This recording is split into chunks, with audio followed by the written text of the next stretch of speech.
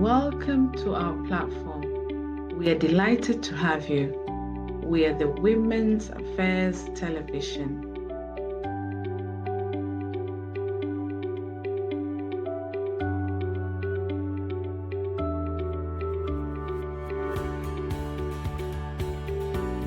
We're here for something unique, something versatile, something inspiring, something unstoppable, and something that can transform. Hello, our people. Karibuni, you're welcome.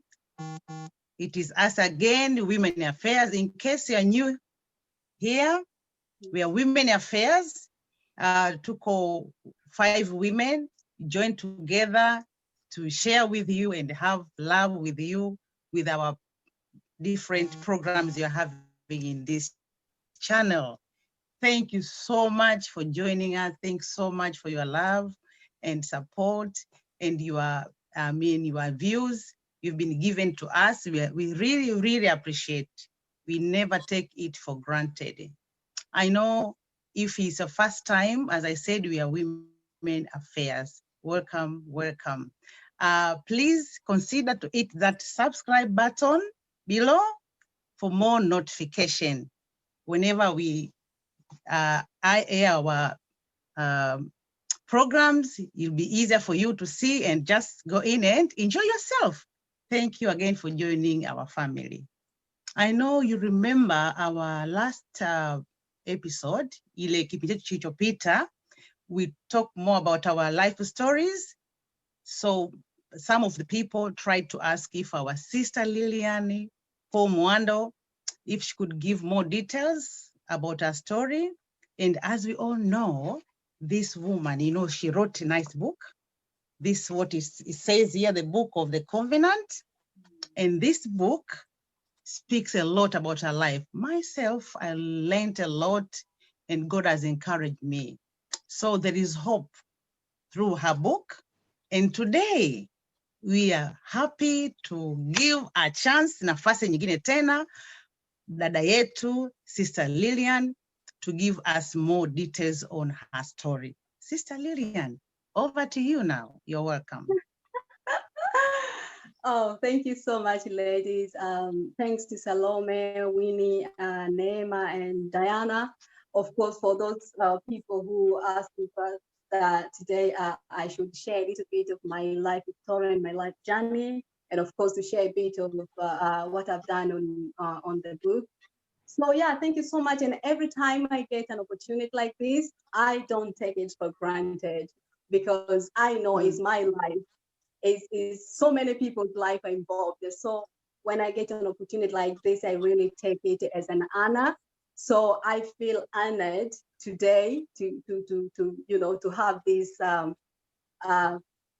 I'll say interview with you ladies. So yeah, so I'll just go through a little bit through my life story a little bit so that at least when the ladies are starting to asking me questions so that at least you can connect. Why are they asking this? Because I know most of you might have not heard the story before, like, into details, or you haven't read the book.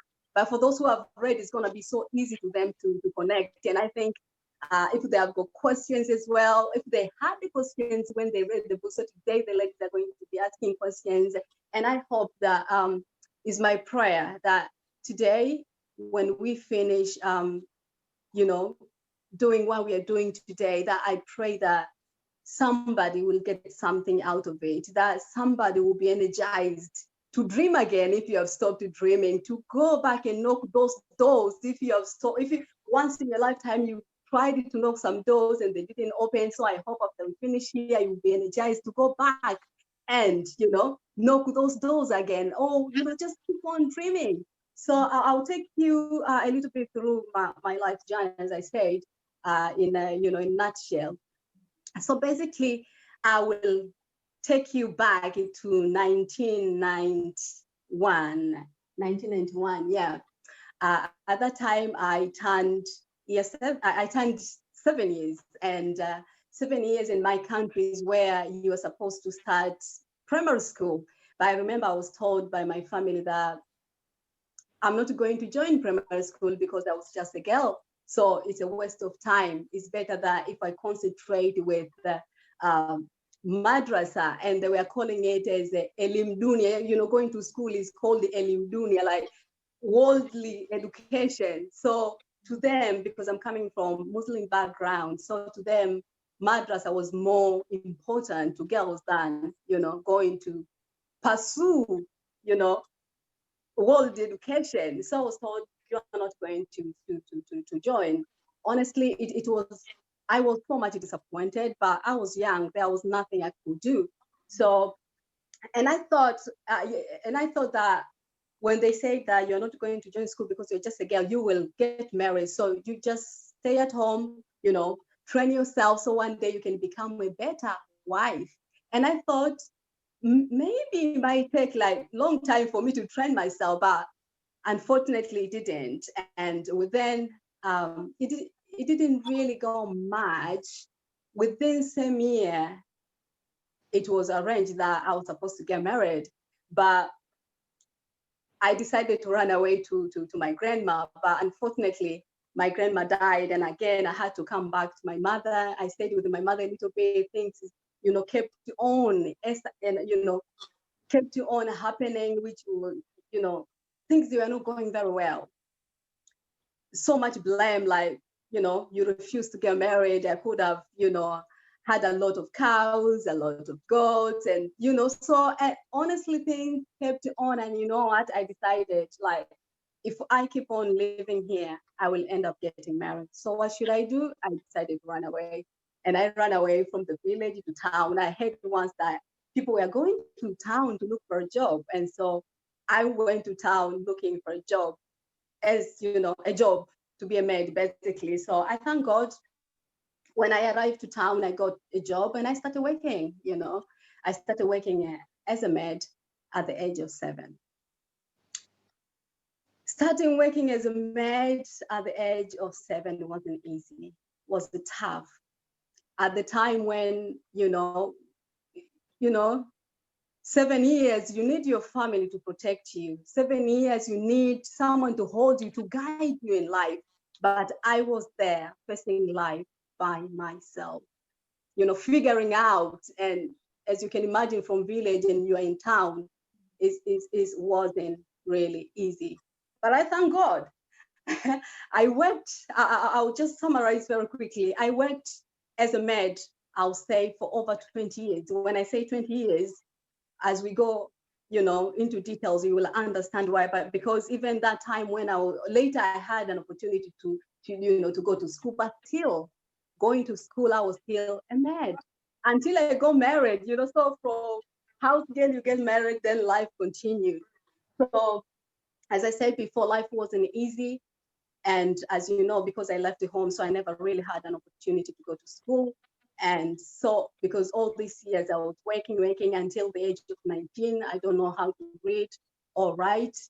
But by God's mercies, you know, in 2001, I met this beautiful family. Um, I stayed with them for 2 years, and they were so happy about, you know, the way I was working. I was hardworking girl, you know, and they promised me that because you have worked with us, you know, you have stayed with us very well, you have taken care of our son very well. So we are going to give you an opportunity to go to school.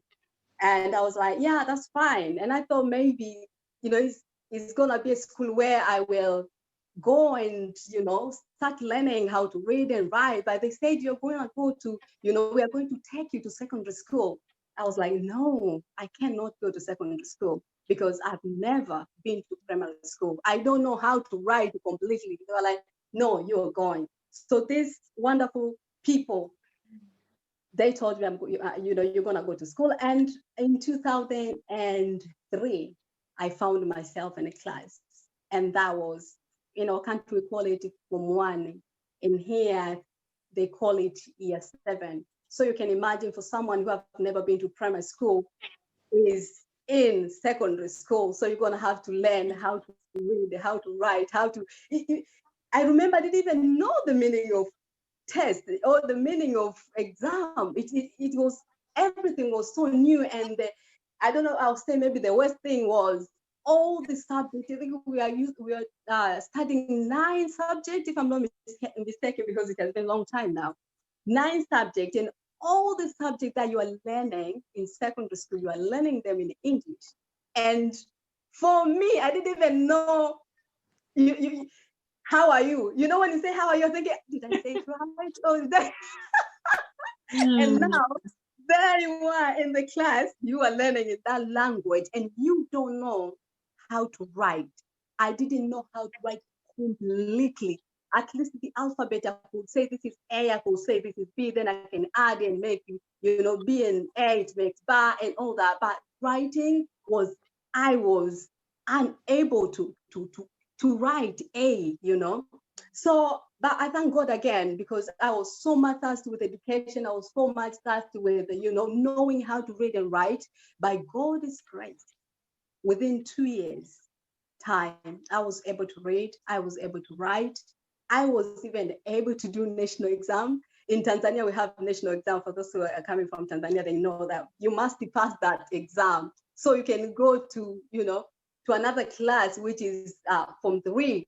You don't just go, they must test you. Are you able to go? And so, but again, as I said, by graces of God, I was able to pass that test and that exam, and I went to Form 3, and then later I went to Form 4, and I finished the form again. When I did my my exam to finish my O level, I was able again to pass and get those credits that allowed me to go to A level.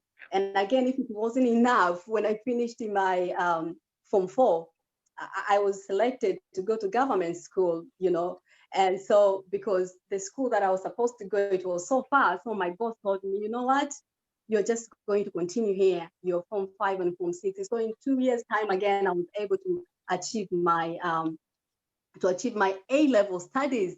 Again, A-level studies, I passed, and then it was time for me to join university. Of course, I applied to university back home, and I got 2 universities. But again, in 2010, the opportunity for me to come to England, because we are in England. So I came in England to pursue my, my higher studies, which when I came here in 2010, I studied business management, and then within 3 years time, I was, I finished my studies, and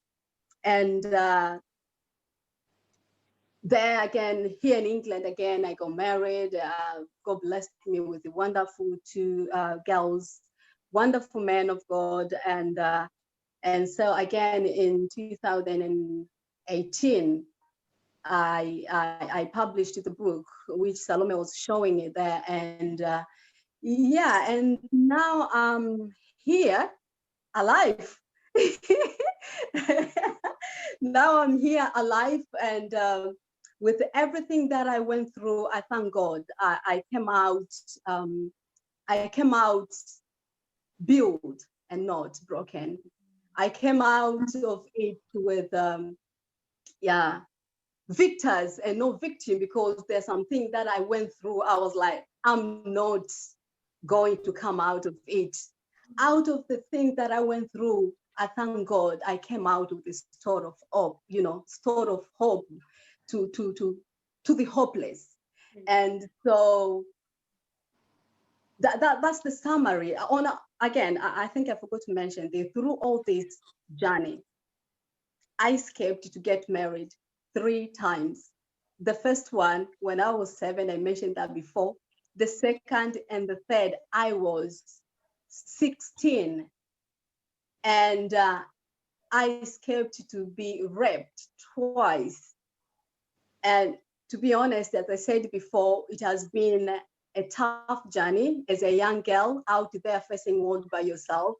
And I know most of you know, back home when you are married, people take advantage of you. And so it hasn't been an easy journey, very hard, so much struggle. But again, as I said, out of it, I came out with a, you know, with a message of hope that now I can share to people. Like, you know what? There is a hope, you know. And so thank you so much, ladies. That's the short story of my life. And yeah. Wow. Oh, wow. Amazing. Amazing. Yeah, sometimes I try to put myself, like if I'm 7 years old going to look for a job, it's really hard. I could look at my Celine when she was 7 and think she's going out looking for a job. It's very, very difficult thing to do, but I thank God he's been there for you and helped you. And you came out strong. Yeah, I was trying to think, as you said, you wrote a book. What really made you to write a book? What really pushed you, I mean, encouraged you to sit down and want to write a book? If you could try to explain that a little bit. Yeah, thank you. Just before I answer that question, I think you mentioned something very important, like your daughter when you was 7. Actually, my daughter, my first daughter, she just turned 7 last year, December, and I was looking at her on her birthday day. I really cried, like, this is how, you know, this is, because she looked just like me, so I'm imagining like this was the time when I left my parents, you know, going out there. Ooh, facing the world yourself, for, you know. So as we said, it really it's so tough. It's so tough. Back to your question. Sorry, can I just interrupt? I know we're gonna ask you a lot of questions, and yeah, we're gonna ask you a lot of questions, and like I said before, I always get so touched with your story. Like every time that your story is fresh, and yeah, like I said before, I haven't read your book, but I know some bits that have really touched me. You know, when you mentioned about, like, so the first time, I know you're gonna answer Salome's question, but I just wanna put this, like, so when the first time you heard that you're supposed to get married, it was when you were 7, isn't it? Yeah. Yeah. And that's what made you to run away from the house and then just think of like going to look for a job in the No, city. actually, yeah, I cut that story short because I mentioned about my grandma before that I ran that because I was living with my mom. So on that day when I knew this was going to happen, so I ran away to my grandma. My grandma didn't know that my mom was planning for me to, because I think she just arranged this guy who was coming from once. I had, according to her, you know, he had a lot of cows, and back home they say, Diana, you will help me if that's the truth. Was Sukuma. They like people who are like, you know, having this talent, they can give a lot of, you know. Yeah. Yeah. The lighter you are, the more cows the family gets. Yeah, so it was an old man. So I knew that was when it was going to happen. I ran away to my grandma on that day. Those who have read the book, they know the whole story. But I ran away to my grandma. My grandma really believed in education. But unfortunately, that time when I was growing up, my grandma was too old to take care of us because most of my siblings were taken care of with my grandma. So during my time, my grandma was too old. She was sick, so she couldn't. So that's why I was living with my mom. But again, my grandma was great. And so she was like, you're going to stay with me if that's what really she planned to do. You're going to stay with me. And next year, because it was already, you know, over, I couldn't just go and join school. So next year, you're going to join school. But again, my grandma didn't live to see that and she died. That's why I had to go back again to live with my mom. But, you know, the complication, the blame, I mentioned about the blame, like, you know, I could have been rich now, but because you ran away, you refused. That's why I'm in this situation. So I knew if I keep on living, that was the point. Yeah. Made me like, you gonna have to go because if you keep living here, something no good is gonna happen. And you mentioned something. I'm so sorry. You're gonna go back to Salome's question, but you mentioned something about Muslim at that time. I don't know if it's still happening even now. that thing of like not putting emphasis on them, like that they call it elim dunia, isn't it? Like this normal education, and putting more emphasis on the religion, like the Islam, dini ya Islam, of course. I think that was really a norm, like that was really happening at that time. Like a lot of people, I think now you're talking about, you are representing a lot of girls, and that's what happened to them. Like they didn't consider the normal education, they only considered the Islam religion education, and then after that they would just get married. So we really thank God for your life, like just mentioning those things, because these are going to touch a lot of families as well, especially these. Yeah, that they think that maybe religion is more than the normal education. So yeah, I just wanted to add on that. Yeah, maybe just to add on that as well is I don't really think if it was because the religion, because I remember being there in a village, there were Muslim families, but their children, they were going to school, they were girls, they were going to school. So I think it was just because I remember I asked my mom why you didn't want me to go to school, and she was like, "Is because I wanted you to to get married so that I can get married." So it's not even about the religion. She was emphasizing that, and I remember even my uncle, he emphasized about Elim, the madrasa, but his grandsons and daughters, some of them, they were girls, they were going to school. But for me, I was just told you need to, to stay at home. So it's not about even religion. It's about, I think it's they just decided like you're not gonna go. And that because my siblings, they went to, to primary school. And of course, I think because they were living with my grandma at that time, because my mom really never had an opportunity to raise my siblings. And that's why I think it was challenged to her as well. Like, I've got this daughter, I have to raise her, So I think there was so much that were involved. Yeah, as you said. And again, back to Salome's question, if I haven't forgotten that, what really, why did I decide to share the story and to write a book? Is that what you asked, right? Yes, Sister Salome, yeah? Yeah, that's what I asked, yeah. Yeah, back to that is, there's so much things that they really pushed me to write a book, but sharing my life experience really, and with everything that I went through, I came to understand, to be honest, I went through those things. I went through that journey for a reason. And if I could write a book, I'll be able to help someone who might be going through what I went through, or might be going through something that, that's he or she needs somebody to tell her that, you know what, there is light at the end of the tunnel. There is better tomorrow. There is better future if you can just persevere a little bit more and believe that tomorrow is going to be better than today. So the book is just really to tell somebody, do not worry, do not give up, keep on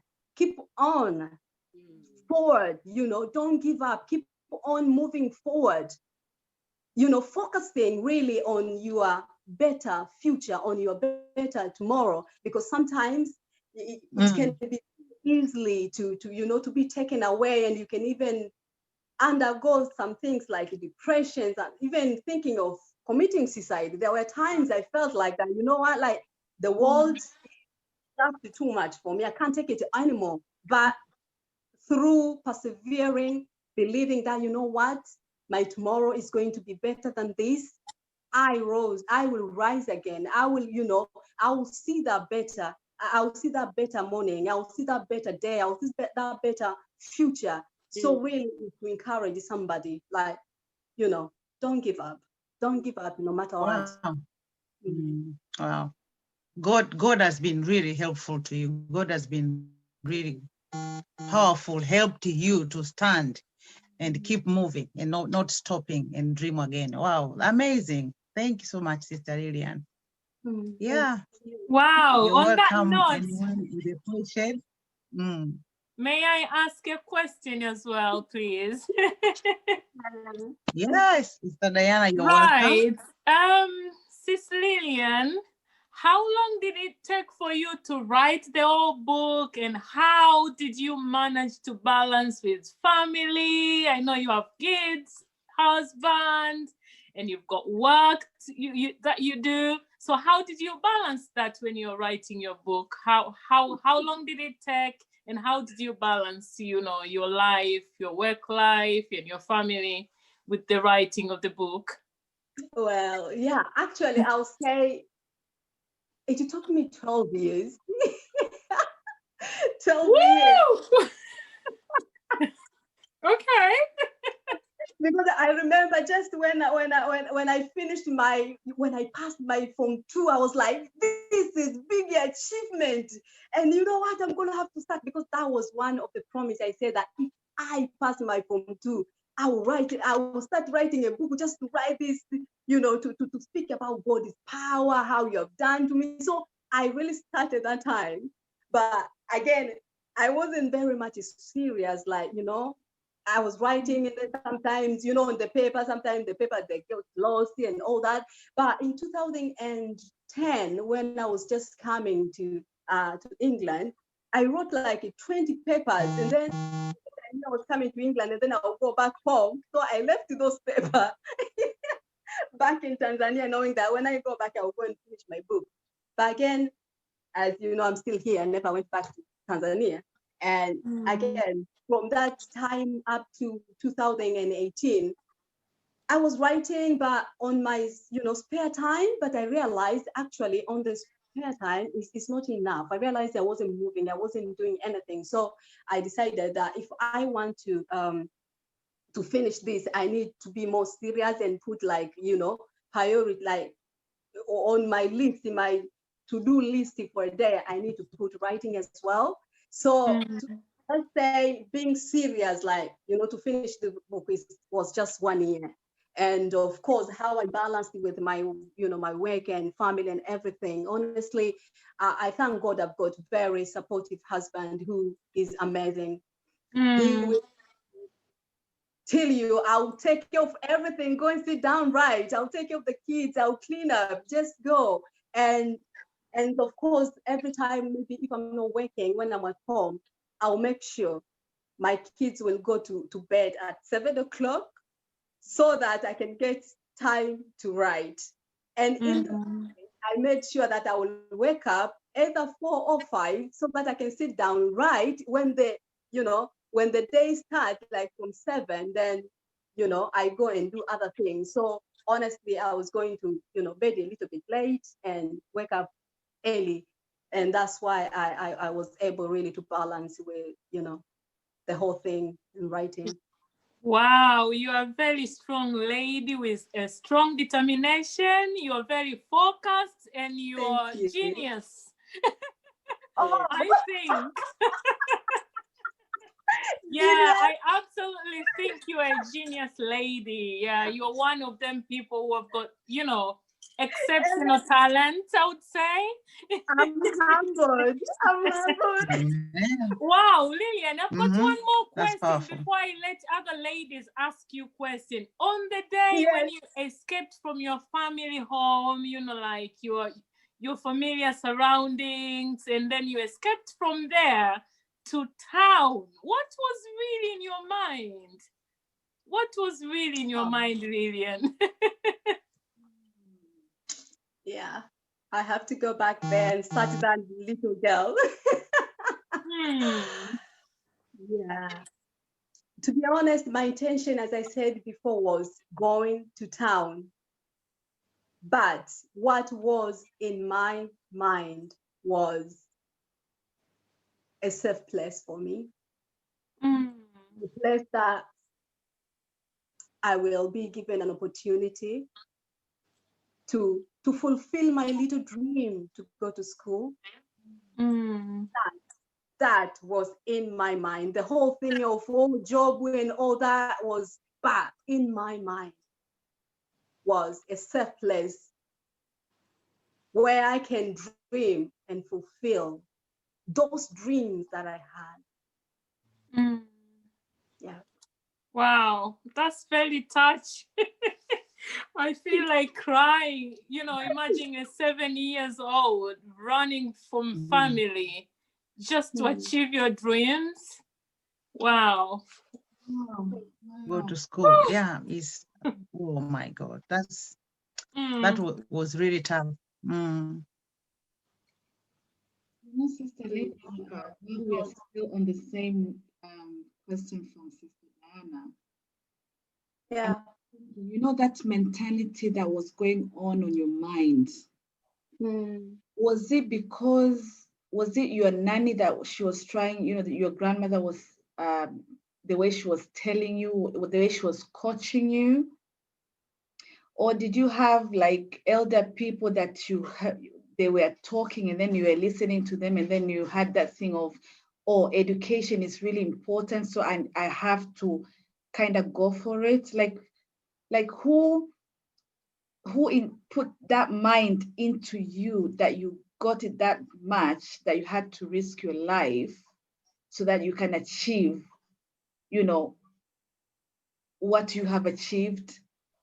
Because normally with a child, they will say, they will behave, they will act like the way you have raised them.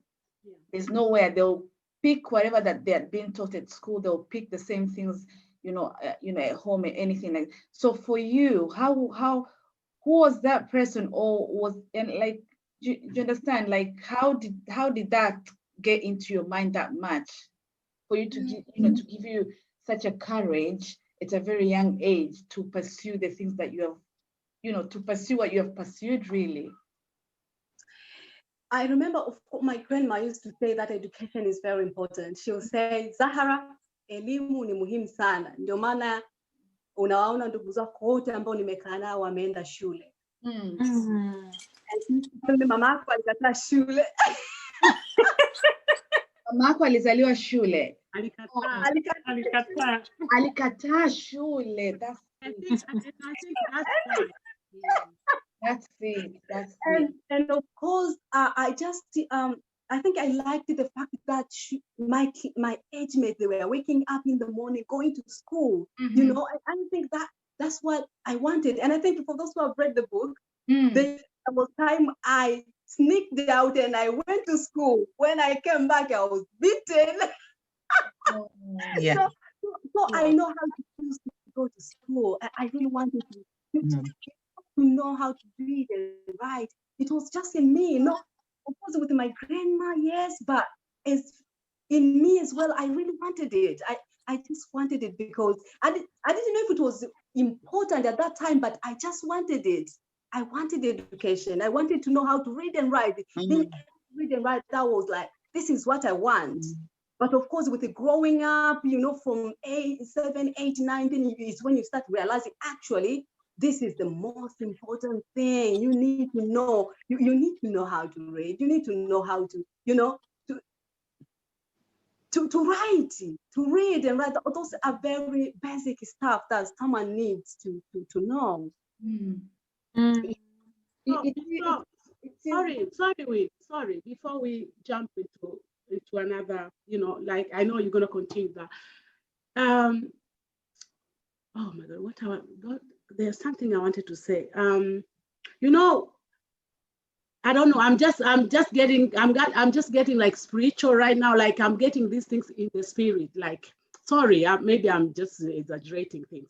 But what I don't understand is, like, I'm getting like frustrated here, and the frustration is getting an answer that, the thing that doesn't make sense, because I don't understand that. Why should you be denied the right of going to school while some children around you, your siblings, I mean, you see a lot of people around you same age are going to school, and you are being denied. So I'm starting to think on that why was it like that?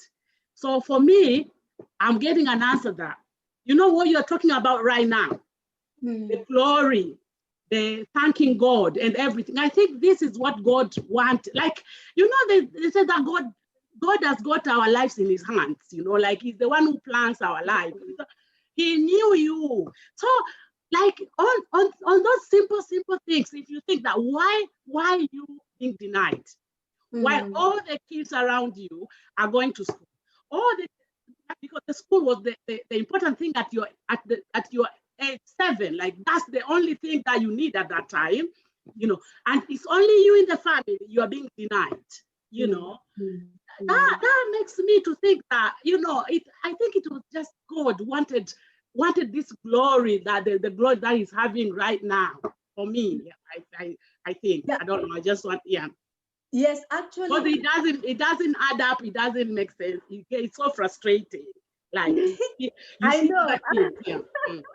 Yeah. Actually, what happened for us, me, my little brother, and my sister, who were raised by my mom, we never had an opportunity. My little brother doesn't know how to read and write until now.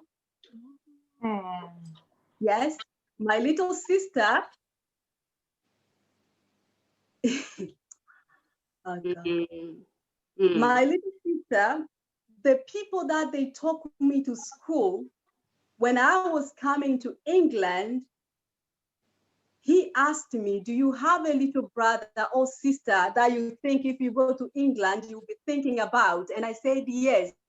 And he said to me, your brother, your little brother, your little sister, and you are siblings, because you have become my child, they are my children as well. So go and bring, I told him that I've got my little sister whom I would like her to go to school.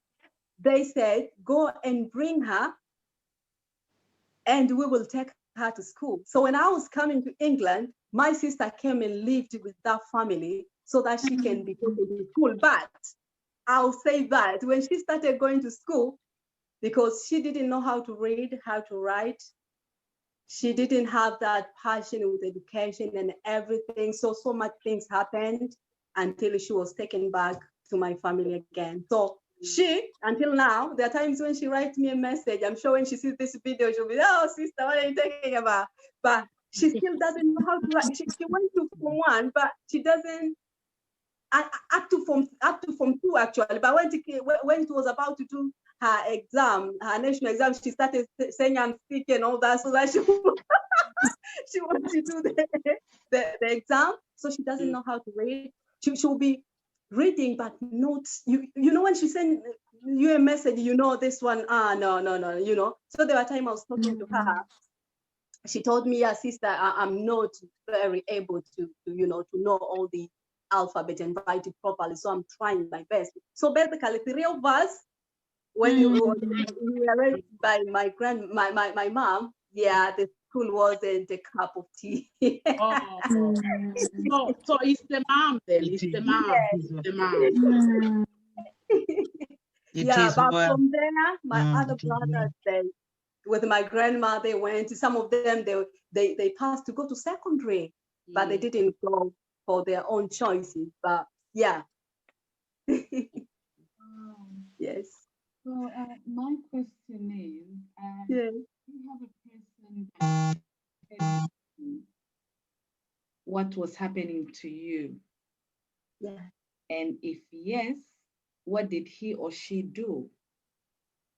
If you never had someone to talk to, how did you hold the things in your heart? And to what extent? Are those things still affecting you? You know, till today, either in a negative way or in a positive way? Can you just let us know? I'm curious, and I know that somebody will be able to get something from what we're discussing. Thank you, Winnie, for that question. Honestly, I never had anyone. for those people who had an opportunity maybe to read a book, they can relate, they can connect on this, because there are times I tried to speak twice, I remember, and it didn't end very well. I remember the first time one of my boss's son was trying to, you know, just play up with me, like, you know, someone comes and touch your boots and you know. So I didn't really like what he was doing. So I decided to tell the mom. But instead of the mom listening to me, I was beaten severely. That I was lying to her son, and how can I speak those things about her son? It was my fault, you know, you know those things. So I didn't like that.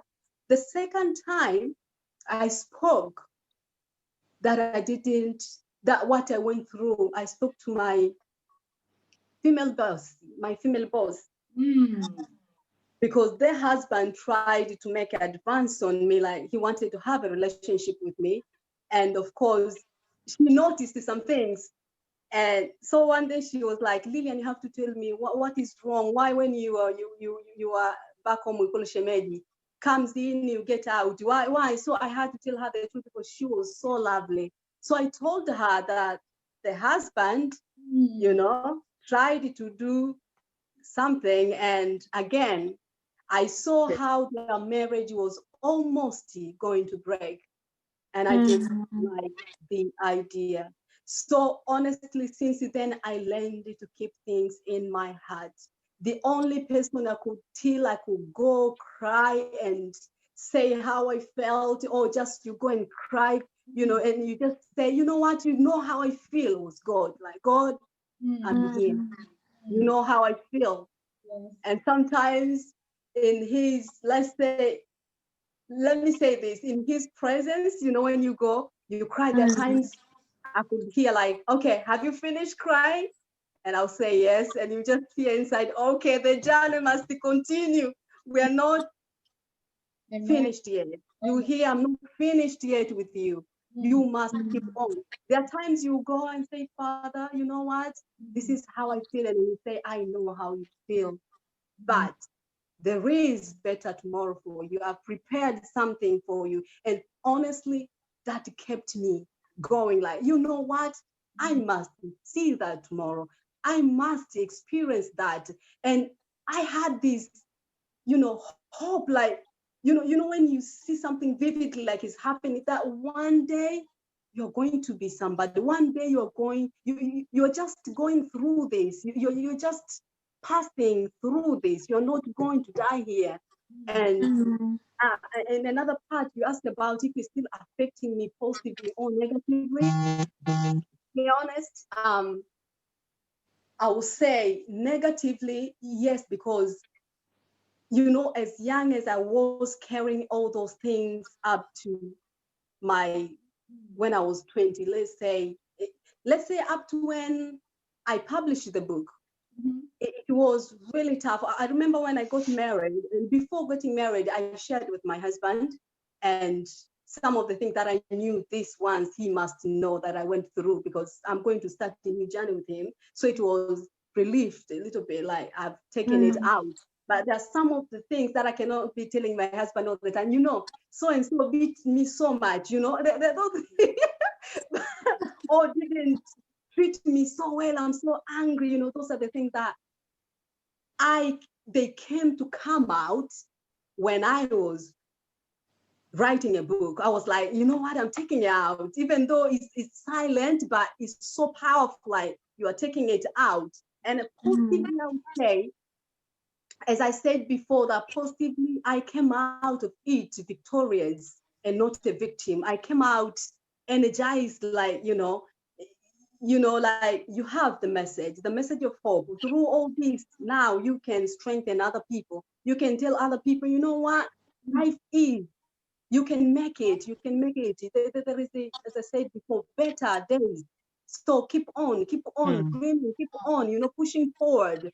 And, you know, as you're keeping on forward, focus on your better future. Focus on your better future. So that is a positive way. So now we have, you know, out of the pain and traumas and struggles. Now we have book which so many people they have come back and say, Lillian, thank you for sharing your story. You have really inspired us. You have transformed us. Now we look life in different way. We don't take anything for granted in life. So that's yeah. Wow,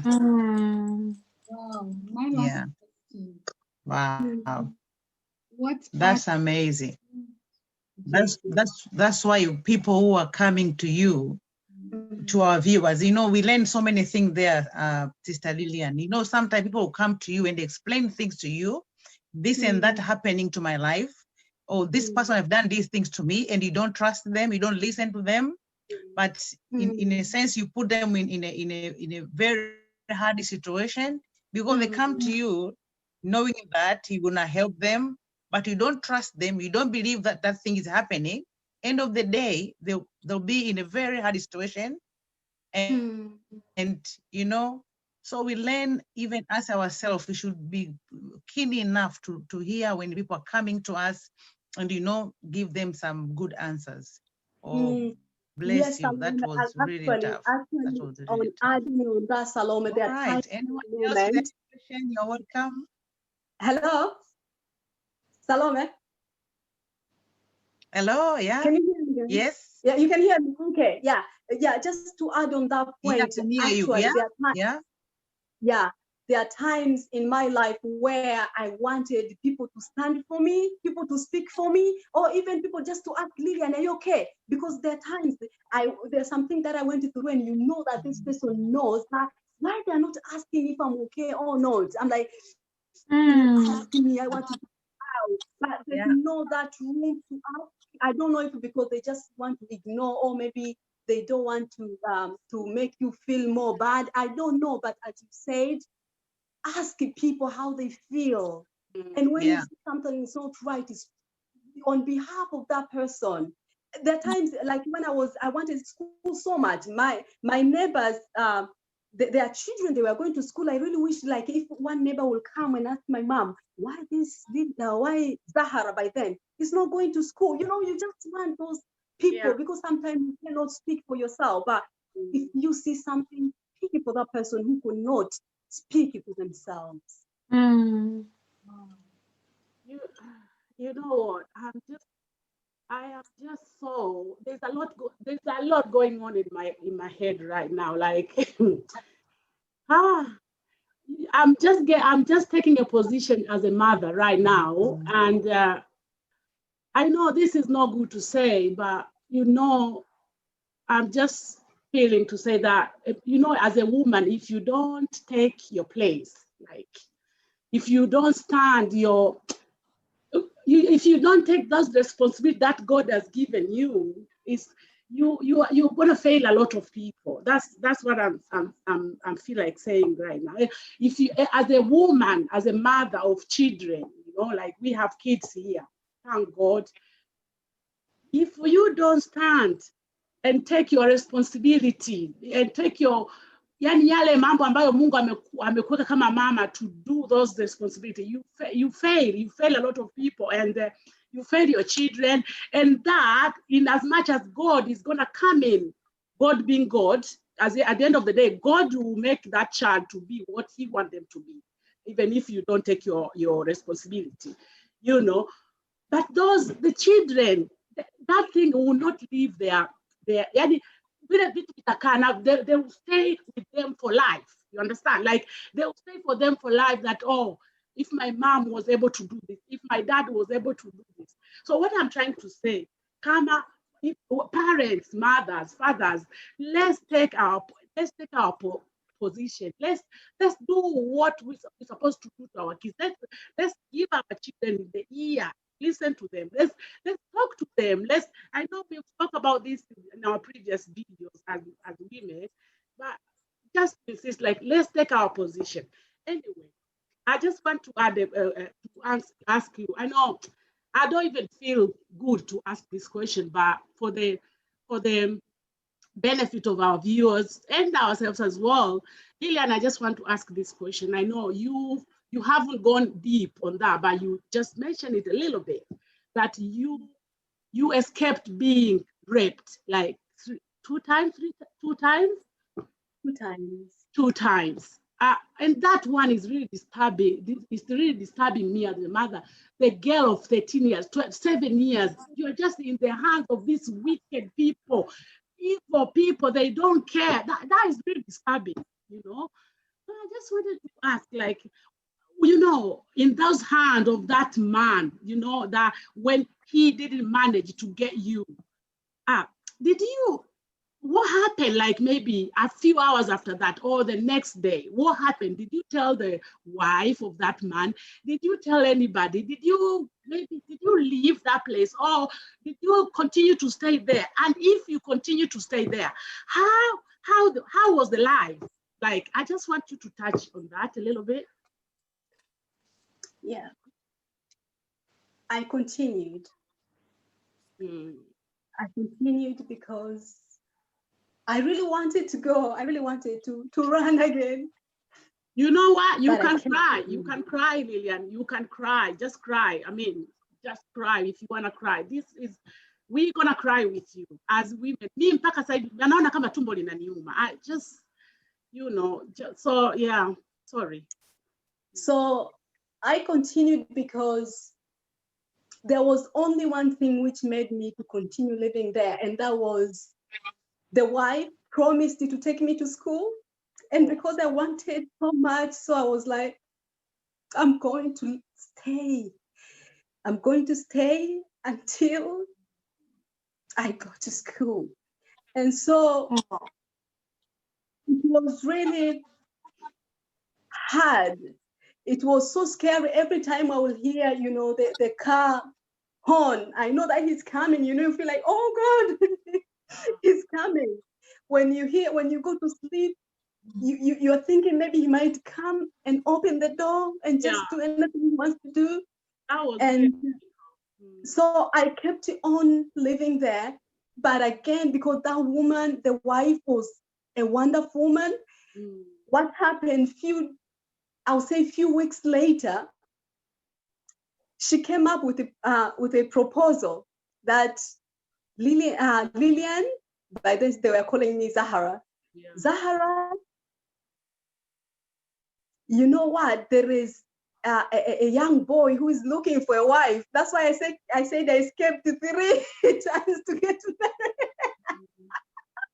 Yeah. So she said that there is this wonderful man, young one. She is looking for a wife, and I think you will make a very good wife because you are born again and he is born again. And I was like, oh, sister, so how about school? Because I was staying there because I want to go to school. And she was like, you know what, this boy, I have spoken to him about you, about what you want, and he knows you don't know how to read, you don't know how to write, and you know, so he knows everything. And I believe that man will take you to school. And I was like, you know what, I think it's a great idea. Thinking of, you know, just a few weeks ago, the husband wanted to rape me. And she said, like, now you're growing up, for how long are you going to be living in other people's house? And I was like, yeah, it makes sense. So that was the time when I left, going to Arusha to tell my mom, you know what, I'm going to get married. You know, again, something happened because he was coming from Nsoma. So when I went to Arusha, I met my sister. I told my sister who was living in Kenya. So by that time she came to Arusha to see my mom. So I told her, I came with the news, I'm going to get married. So when my sister looked at me like, you are too young and you're going to get married. To who? And I mentioned to her, and she asked me the tribe. You know, back home they must know the tribe. So I told her that they are from Soma. And she was like, do you know people from Soma? Soma people, I'm sorry. they need wives. Yeah. So I was like, you know, I'm not going back. So that's how I escaped that and not living that family anymore. And again, something else with my sister again. My sister said, you can live with me here because now I'm not planning to go to Kenya. I lived with my sister again. She was like, oh, my brother-in-law, there is this good man, he wants to get married. And they have seen you. And I was like, oh, okay. And at that time, because I was born again, so I was like, now I will only get married to someone who is born again Christian. But unfortunately, this one was a Muslim. So I was like, no, I'm not getting that. So that's how I really escaped that. Sorry, guys, it's my daughter, Eliana. Go back upstairs. Let me finish here. You'll show me later, okay? Oh, guys, she's showing me gymnastics. Can you imagine doing videos? She's calling me so that I can see Eliana upstairs. Sorry about that. No, it's fine. Yeah. When you're working from home, lockdown, so all these things. Yes. I suppose, Lillian, you hold your girls now like eggs. Like, I bet you feel hard even just to like maybe a little smack or like push them away. It's like I bet you're just holding them so tight to your heart because of what you have gone through. And I just thank God for your, for what you're going, for what you have gone through. Because you're such a blessing to many people. And I know, because I'm the sort of person who kind of like to listen to a lot of things and see a lot of things. So I know to this very moment there are women out there that are being trafficked, for sexual, whatever, for so many things until today. In both in like in third world countries, it's happening, and even in the in the developed countries, it's still happening. As we are talking, there are people who are running away from their life. Women, children, they are running away from their lives. So for somebody who is going through such a moment today, what's your advice? What are you saying to them? Wow. You mean when they're going through that, yeah? Yeah, there is somebody today who is going through what Sister Lillian went through in 1990. I know. Okay. Okay. So what are you saying to that person, that child, that mother, that woman who is running away from maybe a person that she thought is husband or boyfriend or partner, whatever. They're going through it now. What are you saying to them? Yeah. What I can say is I went through darkest moments in my life so many times. And at the times I had sleepless nights because, as I said, you're thinking, I'm not safe here. At times I thought I probably won't be able to see tomorrow because of what was happening. But I tell you, you shall see your tomorrow. Just to hold on there a little bit more. A little bit. You are light. A little bit more, your light shall come. Because in every dark night, there is a brighter day. Do not give up. Hold on. Because if you give up, you are done.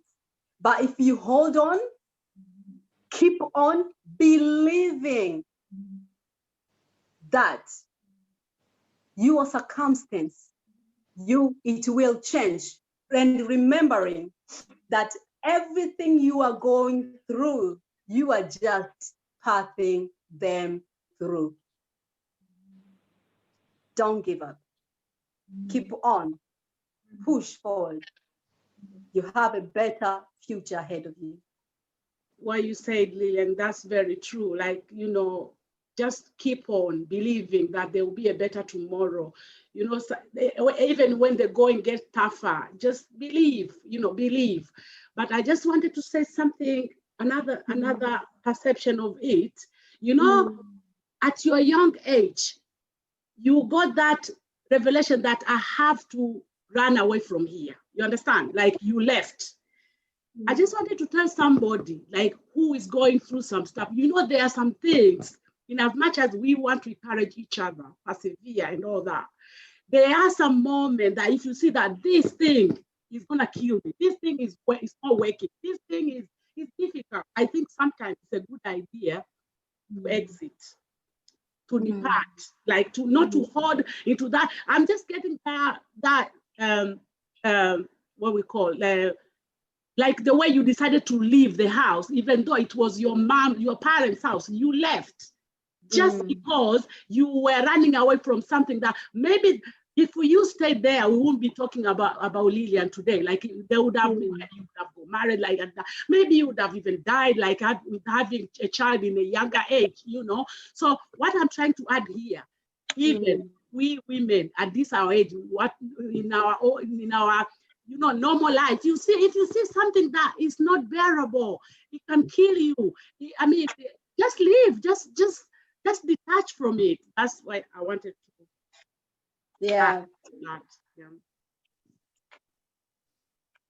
There is a chapter. Yeah, there is a chapter that which to add on Nema said. Have you seen that, Salome? There is chapter 5 on my book. I said, if things you don't have control over get tougher, run. Amen. Yeah. Again, because there are times when I live in this family and I thought, you know what, this is too much. I'm not gonna say I have to run because it's just not safe. And you cannot keep on living in such a place just because you want something, you know, or you think you cannot do without that person, you know. So if you think you don't have control over it, run, don't stay. Find a place where you can be safe. Contact your family, or if maybe, let's say, maybe as Winnie said, maybe, you know, you thought he's your husband and now he's just making money out of you, you know, selling you out. No, that's not safe place. Call even police, is not safe.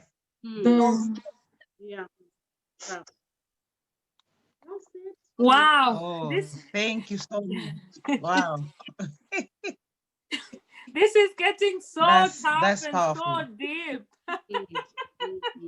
Well, before somebody else, you know, ask one more question or go even deeper, I would like to take you, Lillian, a little bit back.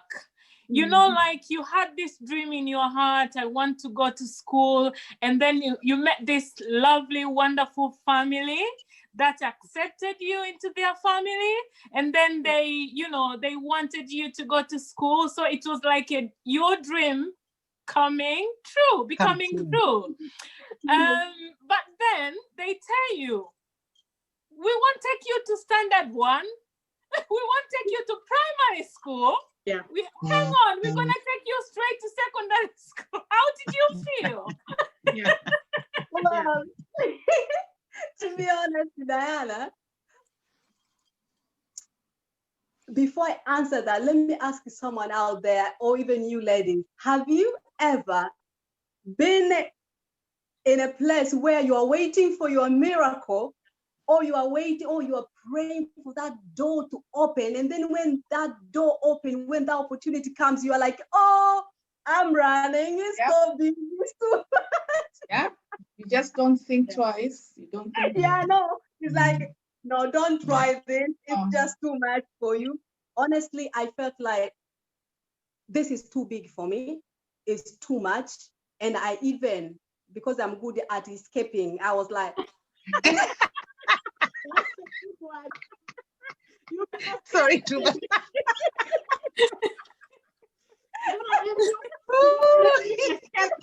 thank you, made us laugh now. Oh my God.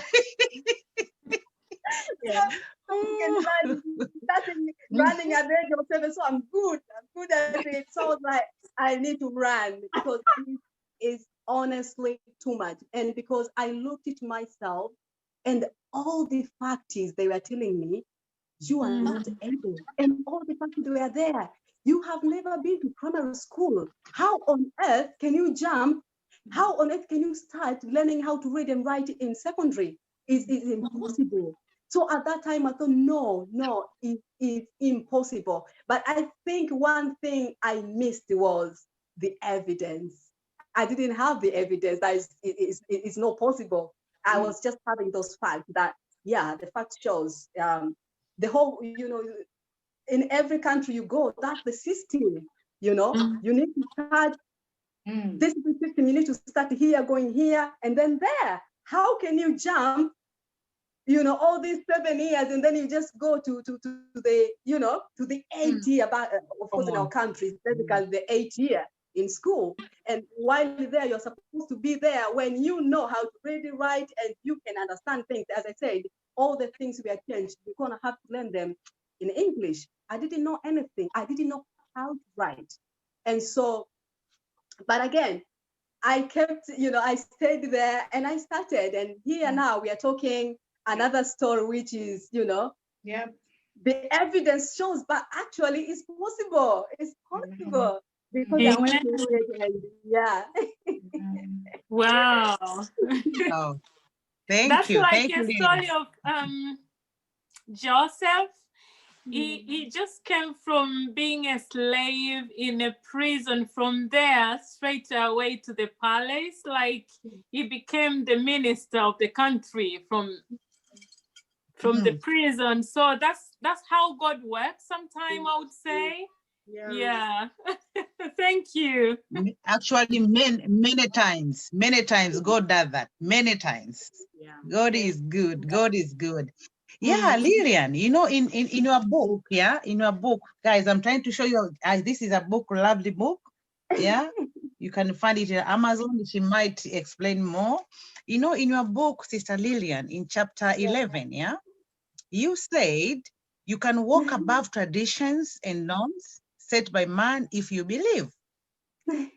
So can you please elaborate a little bit more about that chapter 11? Well, okay. Through looking my life journey from when I started year 8, or I'll say from 1 to when I obtained O-level education and then A-level education, as I said before, those are the systems set by people. Like, this is how we do things, this is how we go. But because I was so much hungry, I'll say I was so much thirsty with education, and I'll say I wanted education so much, and I believed. But at that time, when, of course, at the time when I did my year 8 national exam, I passed, is when I believed, and that made me think, like, you know what? If I'm able to pass, if I was able to read and know how to write within 2 years, then I'm going to give it all. I'm going to utilize this opportunity so well until I achieve my education, until I achieve what I have. And as we all see in the book, and I'm testifying, I was able to achieve secondary education, and now I'm graduate without formal education. And that is where I came into conclusion that if you believe, if you're thirsty enough, if you really want something, you can walk through traditions and norms set by man and become the person you're supposed to become. But I just feel that I should leave this message, and I will speak this message in Kiswahili to house girls, wafanyakazi wa ndani. Kama ambavyo mmenisikia, nimekuwa mfanyakazi wa ndani kwa miaka zaidi ya 20. I just want to say this. Kwani ukifanya wema hautapata kibali, mama? Kwani ukifanya kazi vizuri hautapata thawabu? Fanya kazi kwa uaminifu.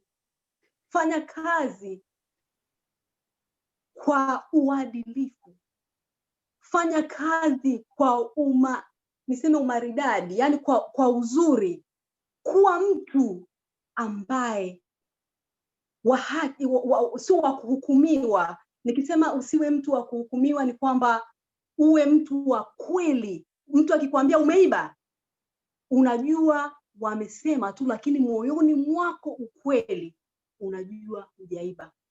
Kuwa mwaminifu. Ukipewa chakula cha kulisha mtoto, mlishe mtoto. Nakumbuka mimi kuna kipindi watu wananiachia chakula niwalishe watoto wao, lakini hawajaniachia mimi chakula. Kwa unakuwa kama unapimwa ubinadamu wako. Unawaza nimlishe au mimi nile kwa sababu nasikia njaa. Lakini kwa sababu unataka uwe mtu ambaye sio yani usije ukahukumiwa kwa kile ambacho umekifanya kwamba ni kosa, unachagua kufanya kilicho jema. Na Mungu atakulipa. Na pia kitu kingine, usijione kama wewe ni mfanyakazi wa ndani huna thamani, kwa sababu utasikia maneno mengi. Mimi nimesemwa you are nothing, huna chochote wewe, hautokaa uwe mtu fulani, lakini Mungu hakuoni kwa jicho hilo. Mungu anakuona kwa jicho lingine. Kuwa na heshima kwa mabosi wako. Usitembee na bosi wako ni laana, kwa sababu utaharibu maisha yako ya mbeleni. Endelea kutazama mbele, kuwa na ndoto. Mimi nimekaa na watu kutoka miaka 7 mpaka 27 naolewa. Hapa katikati nimekaa na familia nyingine nimefanya. Sijasema kwamba ukifanya mema basi hao watakulipa mema. Mimi nimekuja kulipa mema na familia nyingine ambaye nimekaa nao miaka 2 tu. Kwa hiyo penda familia ambaye inakusaidia, fanya kazi kwa uadilifu kama nilivyosema, na Mungu atakubariki. Asanteni sana watazamaji wetu, na mbariki. Amen. Na kitabu labda ungesema kinapatikana wapi? Hichi kitabu kinapatikana Amazon. Kwa wale walioko Tanzania kuna copies ziko chache, na pia hichi nimekiandika kwa Kiingereza, lakini pia kimeshabadilishwa kwa Kiswahili, bado tuko kiprinti. Kwa hiyo kitakapokuwa kimeshaprintiwa tutawajulisha cha Kiswahili, lakini hichi unaweza kukipata Amazon. Kimeandikwa tu The Box of the Covenant, Unbelievable Journey of a Young Maid in Pursuing Education Dreams. Kwa hiyo kikitaji hichi, kama kuna maswali mengine najua utakuwa unakuwa na hapa ilikuwaje, kuna majibu ya kila kitu huku. Kwa mbarikiwe sana. Kwa kama labda mnahitaji, mnaweza kutuandikia comment kwenye to our Instagram. Chochote unachotaka kukisema, just tell us and then we will reach you out. Thank you so much. Amen. Amen. Wow. Thanks so much. I believe that will be enough for today. Amen. We had a wonderful time. I really enjoyed it. I could not wait to hear again from you. I never get used to your story. Whenever I hear it, I go to another level of believing and trusting God again and again. And that's our life. So our viewers, our friends who are always joining us, supporting us, subscribe. We thank you for that. We appreciate that again. So please join us again to this episode and share to your friends. And God bless you. See you in Instagram and YouTube, in our bio. You are so welcome, everyone, to join our family again. Yeah. Bye, everyone. Bye. Bye. Bye. Bye. We're here for something unique, something versatile, something inspiring, something unstoppable, and something that can transform.